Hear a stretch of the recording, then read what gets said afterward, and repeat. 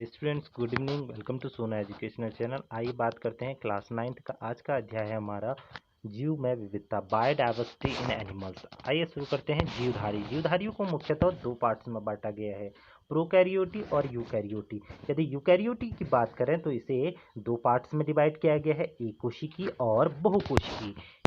एकोशिकी की बात करें वह यूकैरियोट्स जिसमें केवल एक कोशिका पाई जाती है उसे एक कोशिकी कहते हैं, जिसमें एक या एक से अधिक कोशिका पाई जाती है उसे बहुकोशिकी कहते हैं। यदि एक कोशिका की बात करें या एकोशिक की बात करें तो इसमें प्रोटिस्टा आता है। यदि बहुकोशिक की बात करें इसे कोशिका भित्ति के आधार पर दो पार्ट्स में बांटा गया है। पहला कोशिका भित्ति सहित, दूसरा कोशिका भित्ति रहित। यदि कोशिका भित्ति रहित की बात करें तो इसमें एनिमेलिया जगत आता है, अर्थात जंतु जगत आता है।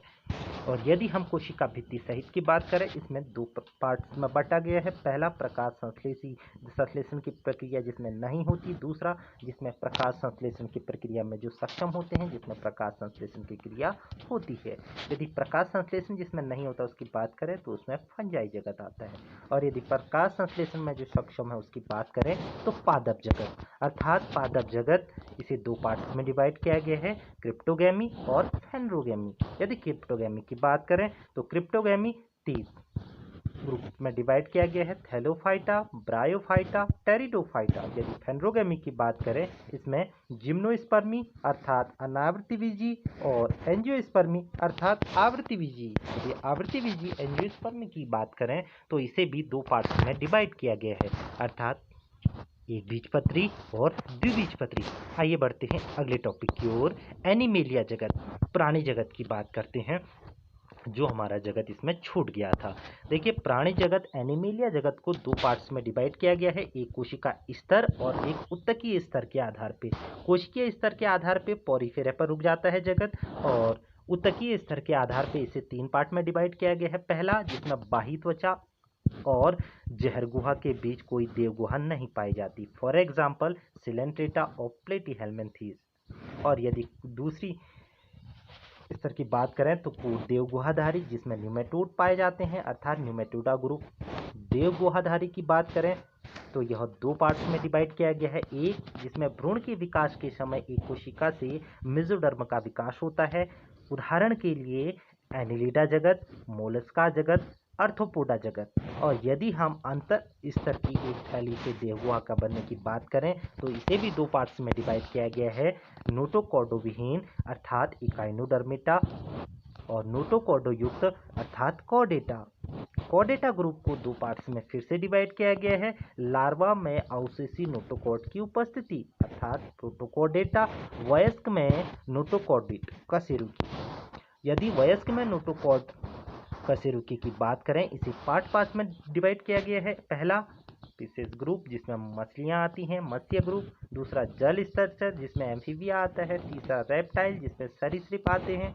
अगला ग्रुप एप्स जिसमें पक्षी आते हैं, स्तनधारी जिसमें सभी मैमल्स आते हैं। आइए बात करते हैं अगले जगह। देखिए, विटेकर के द्वारा पंचपदीय प्रणाली दी गई जिसे पांच जगत वर्गीकरण कहते हैं, 5 किंगडम क्लासिफिकेशन।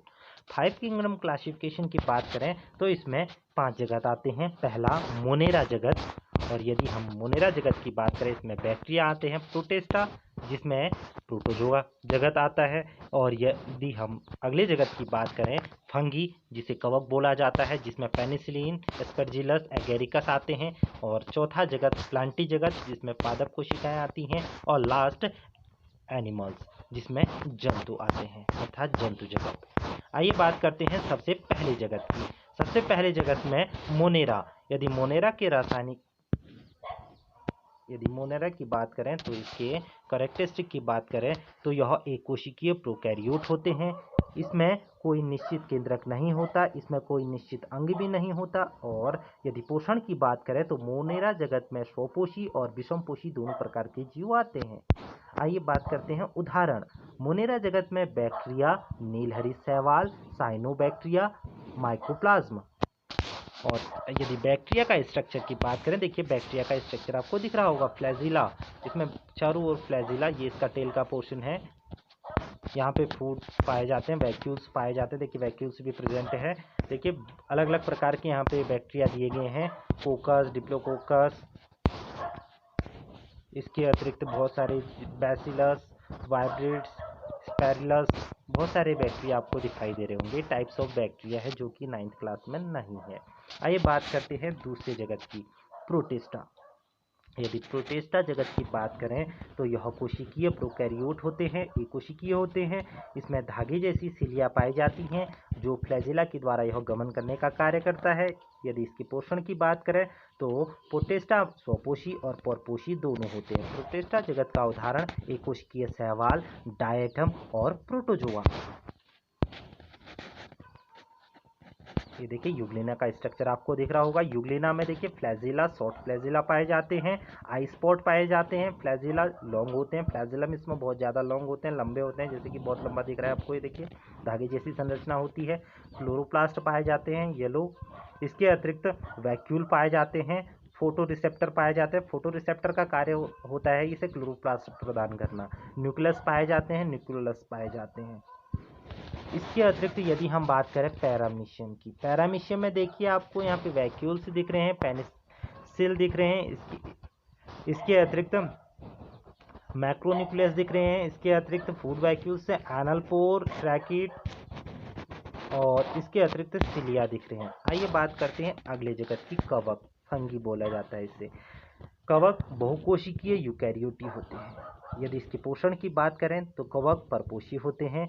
इसके अतिरिक्त कवक मृत गले सड़े पदार्थों पर उगने वाले मृत कोशी होते हैं।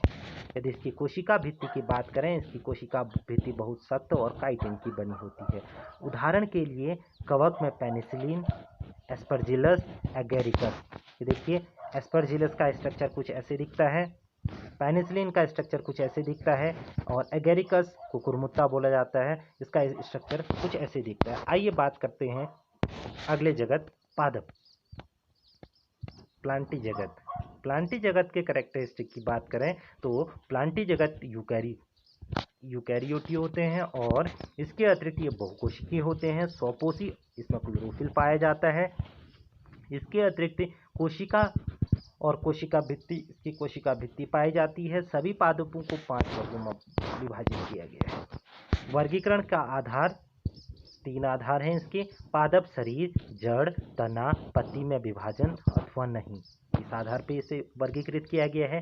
विशेष ऊतक, जल का संवहन होता है या नहीं होता, इस आधार पर भी इसे वर्गीकृत किया गया है। बीज बड़े हैं, ढके हुए हैं, फल के अंदर है, इस आधार पर भी पादपों को वर्गीकृत किया जाता है। उदाहरण के लिए शैवाल, फर्न, आम, नीम, जैसे कि आपको फिगर में दिखाई दे रहा होगा। आइए बात करते हैं अंतिम जगत इसका, एनिमल्स, जंतु जगत। ये यूकैरियोट्स होते हैं, यह इनकी कोशिका बहुकोशिकीय होती है। यदि पोषण की बात करें तो जंतु परपोषी होते हैं। यदि इसकी कोशिका भित्ति की बात करें तो जंतु में कोशिका भित्ति अनुपस्थित होती है। इसके पश्चात कोशिकीय, ऊतकीय और शारीरिक आकृति के अनुसार भी इसमें विभेदन देखने को मिलता है। उदाहरण के लिए चीता, मोर, चींटी, कीड़े, मछली आदि आपको यहाँ पे फिगर दिखाई दे रहा होगा। इस आधार पर भी हमें वर्गीकरण देखने को मिलता है। आइए बात करते हैं डाइवर्सिटी इन लिविंग ऑर्गेनिज्म, जीव विविधता, जीव में विविधता। पृथ्वी पर जीवन की असीम विविधताएं और असंख्य जीव हैं। इनके विषय में हमें जीवों को समानता, सिमिलैरिटीज़ व डिसिमिलैरिटीज़ के आधार पर वर्गीकृत समूह में रखना पड़ेगा, क्योंकि लगभग 20 लाख प्रकार के जीव जंतु का बाह्य, आंतरिक, पोषण का तरीका व आवास का अध्ययन करना सुगम नहीं है। इसलिए हमें जीव के वर्गीकरण करने की आवश्यकता पड़ी। आइए बात करते हैं टैक्सोनॉमी। देखिए टैक्सोनॉमी यह जीव विज्ञान का वह भाग है जिसमें नाम पद्धति और जीव का वर्गीकरण करते हैं। कैरोलस लिनियस के द्वारा इसे सर्वप्रथम दिया गया, इसीलिए father of taxonomy Carolus Linnaeus को कहा जाता है। वर्गीकरण, क्लासिफिकेशन वर्गीकरण की बात करें, सभी जीवों को उनकी समानता तथा उनके विभिन्न गुणों की समानता के आधार पर बंटवारा करना वर्गीकरण कहलाता है। यदि वर्गीकरण के लाभ की बात करें तो वर्गीकरण के लाभों को हम बहुत तरीके से क्लासिफाई कर सकते हैं, जैसे ये असंख्य जीवों के अध्ययन को आसान और सुगम बनाता है। वर्गीकरण विभिन्न समूह के मध्य संबंध प्रदर्शित करता है। वर्गीकरण यह जीवन के सभी रूपों को एक नज़र में प्रदर्शित करता है। वर्गीकरण जीव विज्ञान के कुछ अनुसंधान वर्गीकरण पर आधारित है। वर्गीकरण के क्या क्या आधार हो सकते हैं? Basis of classification. वर्गीकरण करने के लिए निम्न लक्षणों को ध्यान में रखा जाता है। पहला, जीव प्रोकैरियोटी या यूकैरियोटिक कोशिका का बना है या नहीं है। दूसरा, कोशिकाएं स्वतंत्र हैं या बहुकोशिकीय संगठन है उसका, अथवा जटिल जीव के रूप में है। इस आधार पे भी हम वर्गीकरण करते हैं। कोशिका में कोशिका भित्ति है, वे अपना भोजन का संश्लेषण करते हैं अथवा नहीं करते हैं, इस आधार पे भी वर्गीकरण किया जाता है। आइए बात करते हैं वर्गीकरण। सबसे पहले 1758 में कार्ल लिनियस ने जीव जगत को दो पार्ट्स में बांटा, पौधे व जंतु। सन 1959 में रॉबर्ट विटेकर ने जीवों को 5 जगत किंगडम में बांटा, मोनेरा, प्रोटिस्टा, फंजाई, प्लांटी और एनिमेलिया। सन 1977 में कार्ल वोस ने मोनेरा का ऑर्किबैक्टीरिया व यूबैक्टीरिया में से डिवाइड किया। देखिए, ऑर्किबैक्टीरिया और यूबैक्टीरिया में डिवाइड करने के लिए बहुत बार पूछा जाता है कि कार्ल वोस ने इसे डिवाइड किया। वर्गीकरण लिखने के लिए निम्न प्रारूप का प्रयोग किया जाता है। सबसे पहला हमारा आता है किंगडम, जिसे हिंदी में जगत बोला जाता है। दूसरा, फाइलम, जिसमें जंतु को रखा जाता है। तीसरा, वर्ग। चौथा, गुण। पांचवा, कुल। फिर वंश, फिर जाति। डिवीजन, जैसे पौधे का division, class, order, family, genus और स्पीसीज। तो इस आधार पे हम इसे लिख सकते हैं, वर्गीकरण का आधार कर सकते हैं। मुख्य रूप से जीवों के वर्गीकरण करने के लिए निम्न बातों का हमें ध्यान रखना चाहिए। क्या? कोशिका का प्रकार की types of cellular organism. Prokaryotic कोशिका, प्रोकैरियोटिक सेल, ये प्राथमिक अल्प विकसित कोशिकाएं हैं जिनमें केंद्रक झिल्ली जो बिना केंद्रक झिल्ली के होते हैं।